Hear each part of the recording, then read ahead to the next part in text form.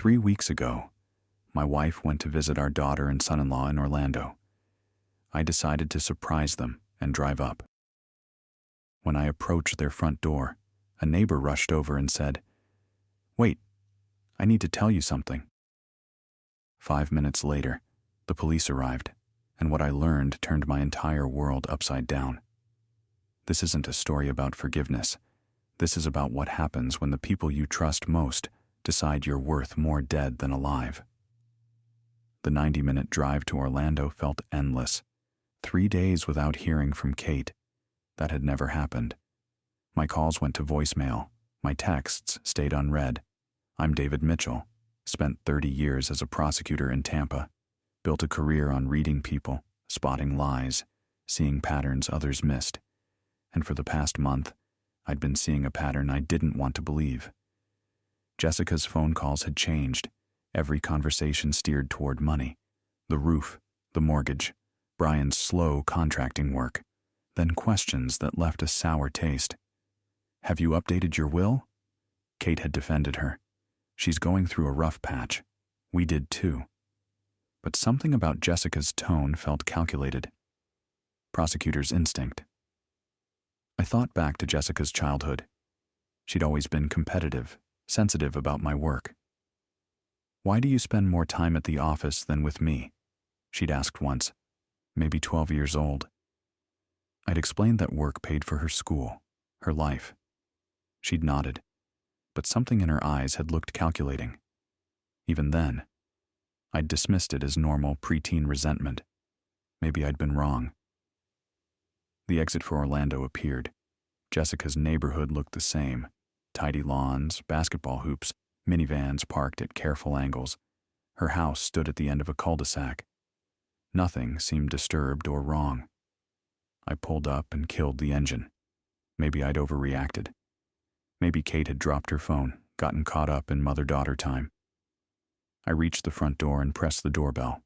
Waited. Nothing. Tried again. Silence.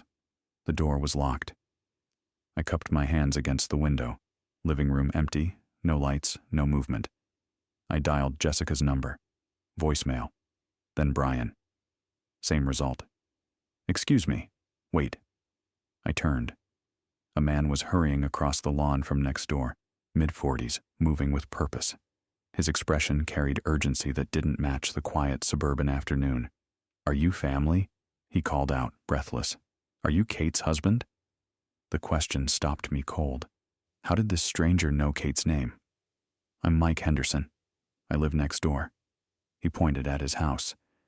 "Listen, I need to tell you something. About a week ago, something happened here." He glanced back at Jessica's house. There were screams, late at night, a woman's voice. My chest tightened. It was around midnight, June 8th. I remember because it was the night before my daughter's birthday. I heard screaming from this house.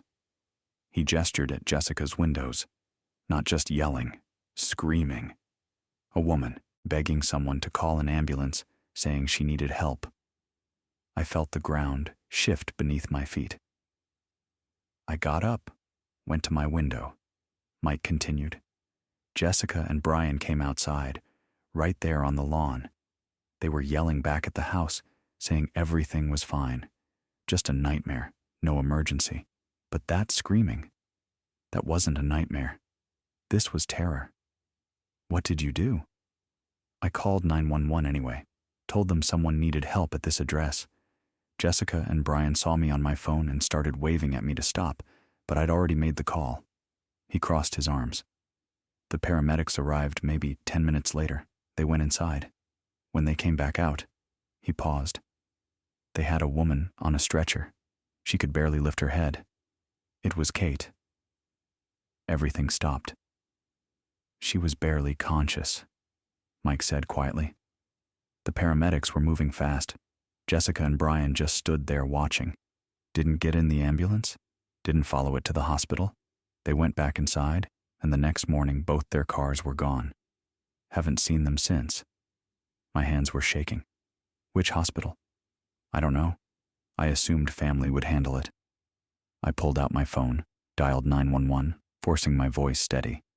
The dispatcher confirmed, Orlando Regional Medical Center. Kate Mitchell, admitted June 8, 2023, 12:47 a.m. I called the hospital. 3 transfers later, a nurse confirmed Kate was in ICU, serious condition, but stable. What happened to her? Can't provide details over the phone, sir. You'll need to come in person. I called Orlando police, reported what Mike witnessed. They'd meet me at the hospital. Mike stood watching. I'll give a statement. Whatever you need. I was already moving toward my car. The drive felt surreal. Traffic lights, people with shopping bags, ordinary life continuing while my world cracked open. What happened to Kate? Why wouldn't Jessica call an ambulance for her own mother? Questions multiplied faster than my speedometer climbed. Orlando Regional Medical Center rose against the skyline. I parked, took the elevator to the 4th floor, followed signs to the ICU. A woman in plain clothes waited near the nurse's station, detective's badge clipped to her belt. Mr. Mitchell? She extended her hand.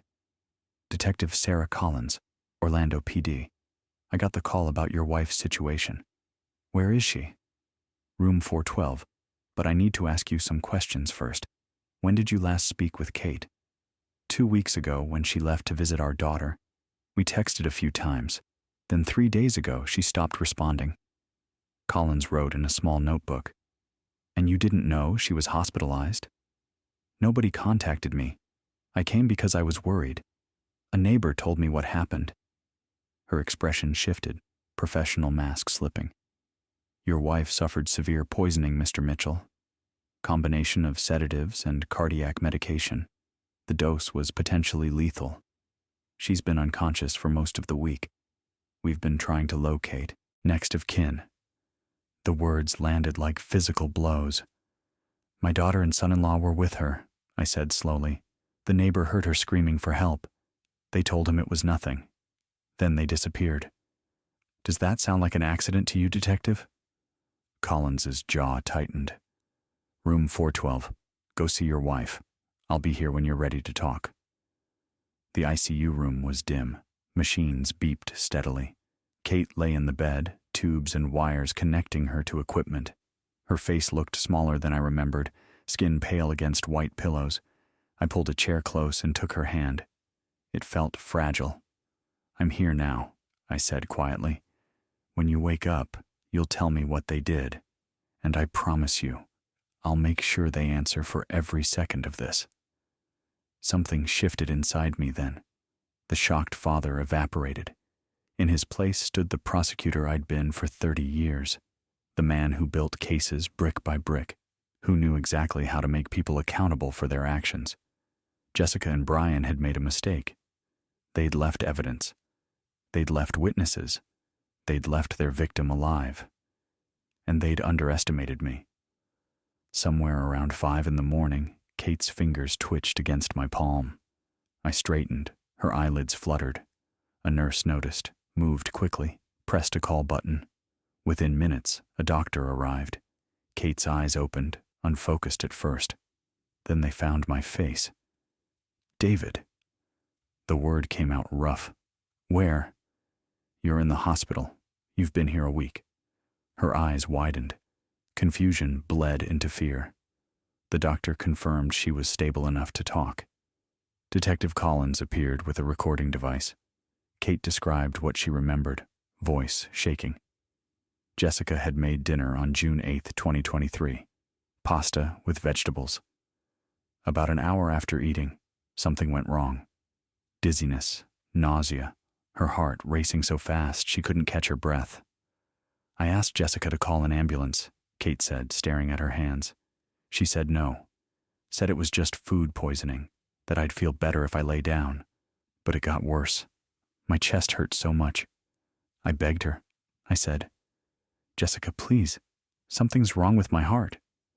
She just looked at Brian. Kate's voice dropped to barely a whisper, and he stood in front of the door, wouldn't let me leave the room. I sat motionless, absorbing each word. I screamed for help.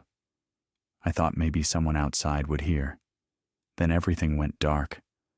I remember a voice through the window, but after that, nothing. Just waking up here. Detective Collins stopped recording. The toxicology shows levels of zolpidem and digoxin that would kill most people your age, Mrs. Mitchell. Someone with medical knowledge would understand exactly what this combination does. This wasn't accidental. Do you know if Jessica or Brian had access to those drugs?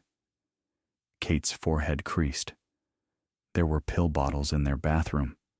Brian mentioned anxiety and trouble sleeping. Collins made notes. I need to conduct interviews. Jessica Mitchell Parker and Brian Parker just returned to their Orlando home. Apparently, they took a trip. The temperature in the room seemed to drop. I'm coming with you, I said, standing. Mr. Mitchell, this is official police business. Given your relationship, they're not suspects. They're criminals who tried to murder my wife. Collins's expression softened. Which is exactly why you can't be present. We need to do this right. Let me handle it. She was correct. Decades in the prosecutor's office taught me the importance of clean investigations. I sat back down. Hours passed. Kate drifted in and out of sleep. I held her hand, tried not to imagine Brian blocking the door while she begged for help. Collins returned late afternoon. They admit Kate was sick that night, but their story is that she took the pills herself, said she couldn't sleep, was stressed about family finances. They claimed they were about to call an ambulance when the neighbor interfered. They left for the Bahamas the next day because the trip was pre-planned. That's a lie, Kate said, voice trembling with anger. I believe you, Collins said, but their story is coordinated. Right now, it's your word against theirs. We need more. I pulled out my phone and scrolled through contacts. Frank Nguyen, private investigator who'd worked cases with me for years. Frank, it's David Mitchell. I need your help with something. It's personal. But before meeting Frank, I needed someone else.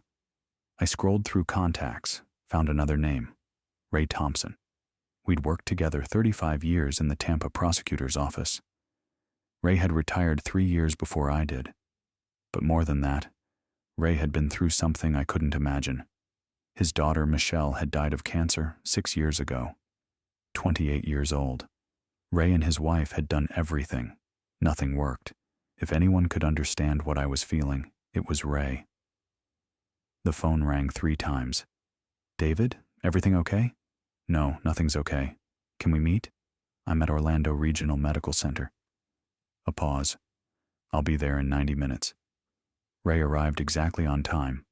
He looked older, more gray, deeper lines, but his handshake was still firm. We sat in the hospital cafeteria.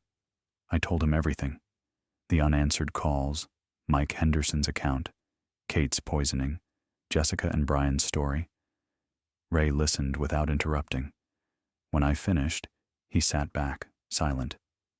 What are you going to do? He asked finally. Build a case. Frank Nguyen's investigating their finances. Detective Collins is gathering evidence. I'm going to make sure they answer for this. That's not what I'm asking. Ray leaned forward.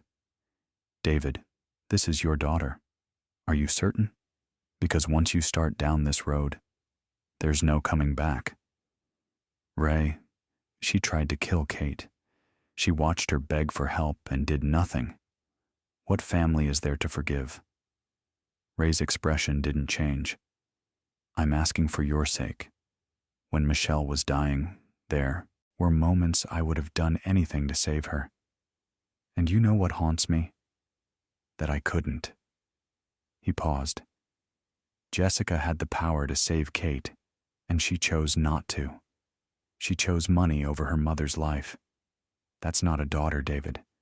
That's something else. What are you saying? I'm saying your daughter died the moment she put poison in your wife's food. What's left is just a murderer wearing her face. You treat her like any other criminal. You build your case, you prosecute, you don't flinch. You understand? I nodded slowly. And David? You don't do this alone. Whatever you need, I'm here. The next morning, I met Frank at a coffee shop in Tampa. He'd driven up from Fort Myers. Frank slid 3 folders across the table. Your daughter and son-in-law are drowning, he said without preamble, and they've been drowning for a while. I opened the first folder. Bank statements, credit reports, collection notices. Total debt, $340,000, Frank continued. $180,000 in gambling losses across casinos and online betting, all Brian. $95,000 in maxed out credit cards, joint accounts, $65,000 in margin calls from stock trading. The numbers were staggering. The house? I asked. 3 months behind on mortgage. Foreclosure proceedings initiated 2 weeks ago. Frank opened the second folder. Phone records. Jessica made 47 calls to creditors in the past 3 months. Every conversation documented. She was desperate. He opened the third folder. This is where it gets premeditated. May 11th, 2023. 4 weeks before the poisoning. Jessica called your estate attorney. The call lasted 18 minutes. She asked about probate timelines. What happens when someone dies intestate versus with a will? Whether adult children automatically inherit. My hands went cold. The attorney thought she was planning ahead, Frank said. But that's not planning, David. That's shopping. She was calculating return on investment. Ray sat beside me, studying the numbers. This is premeditation, not desperation making bad decisions. Desperation is robbing a liquor store. This, he tapped the estate attorney record. This is murder for profit. There's one more thing, Frank said. He slid a single page across. Hospital admission record for Kate Mitchell, dated March 15, 2021. Suspected food poisoning, severe gastric distress, elevated heart rate, admitted for observation, discharged after 24 hours. My chest tightened. That was when Kate visited them for spring break. She told me she'd gotten food poisoning from a restaurant. According to the admission notes, the attending physician noted symptoms were inconsistent with typical foodborne illness, but couldn't determine another cause. Kate recovered, so they let it go. Frank's expression was grim. This wasn't their first attempt, David. That was the test run. They needed to know the dosage, the timing, the symptoms. When Kate survived, they learned. 2 years later, they tried again, stronger this time. Every conversation I'd had with Jessica over the past 2 years rewound in my mind. How many times had she asked about visiting? How many times had Kate gone alone? I need to tell Detective Collins, I said. I already sent her everything, Frank said. She's following up with the hospital. If there's evidence of tampering back then, it'll support premeditation. Ray gripped my shoulder. You're certain about this? I'm certain.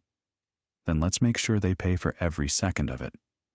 Detective Collins called that afternoon with a breakthrough. We executed another search warrant, found Brian's burner phone hidden in his desk. 8 months of messages with a woman named Melissa Torres, 28, receptionist at a dental office. The messages are explicit, and they reference his plans after "this is over." Collins paused. Mr. Mitchell, Brian wasn't just planning to murder Kate for inheritance. He was planning to divorce Jessica afterward, take half the money, and run off with his girlfriend. One message from May says, "Just a few more months, baby. Once this is over, I'll have enough to take care of us forever." The betrayal within betrayal. Jessica doesn't know about this, I asked. Based on our interviews, no. She thinks they were genuine partners. Kate had mentioned it months ago. Jessica gets quiet when we talk about your cases, your career. I think she resents how much I admire you. She wants to be the center of my world, but you've always been there first. I'd brushed it off as typical mother-daughter dynamics. Now I understood. Jessica didn't just want the inheritance. She wanted to erase me from Kate's life entirely. A week later, Collins called again. Brian's cracking. His attorney says he's willing to talk about a plea deal, The DA's offering 12 years for full testimony against Jessica. He'll take it, I said. He's weak, always has been. 2 days later, Brian accepted, full cooperation, 47 pages of testimony.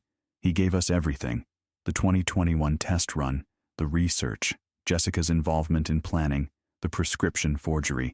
He even admitted the March 2021 poisoning was deliberate. They wanted to test the dosage.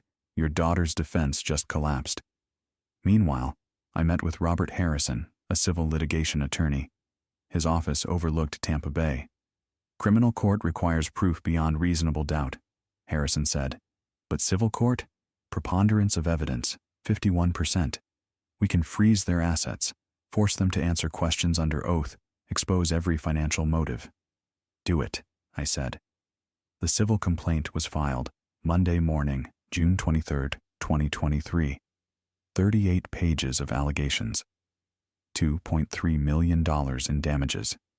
$800,000 punitive, $750,000 emotional distress, $500,000 medical costs, $250,000 legal fees. Jessica's call came 90 minutes later. $2.3 million? Her scream came through sharp. Dad, have you lost your mind? This is insane. It was an accident. Mom took those pills herself. You're ruining our lives over a misunderstanding. I let her continue, cataloging every claim. We were trying to help her. She was stressed about money, and she took too many pills. We were about to call for help when that nosy neighbor interfered. Now you're suing us? Your own daughter? I spoke into the silence. You had a choice that night, Jessica. When your mother was screaming for help, you made a choice. You chose to let her suffer. Now you'll answer for that choice in court. Her tone shifted to fury. You're destroying my life over nothing. We're your family. Family doesn't let family die for inheritance money. I ended the call. 20 minutes later, Brian called. His voice came out careful, negotiating. David, listen. I know this looks bad, but we can work this out, right? What if there's a way to make this go away? We could agree to certain terms, maybe some financial arrangement. You're offering me money? With what? The $180,000 you owe on gambling debts? The $95,000 maxed on credit cards? Or were you planning to use the inheritance you thought you'd get when Kate died? Silence. Then, what are you talking about? There's no deal, Brian. See you in court. The media campaign started that week. The Tampa Tribune ran Richard Sterling's narrative. Grieving family torn apart by tragic accident. Vindictive father prosecuting his own daughter. The photo showed Jessica looking exhausted, fragile. No photo of Kate in the hospital bed.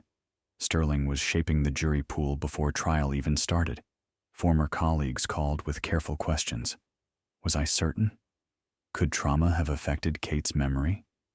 I explained the evidence each time. The browser history, the prescription forgery, the 2021 test run, the $340,000 in debt. But doubt lingered in their pauses. Only Ray Thompson didn't question me.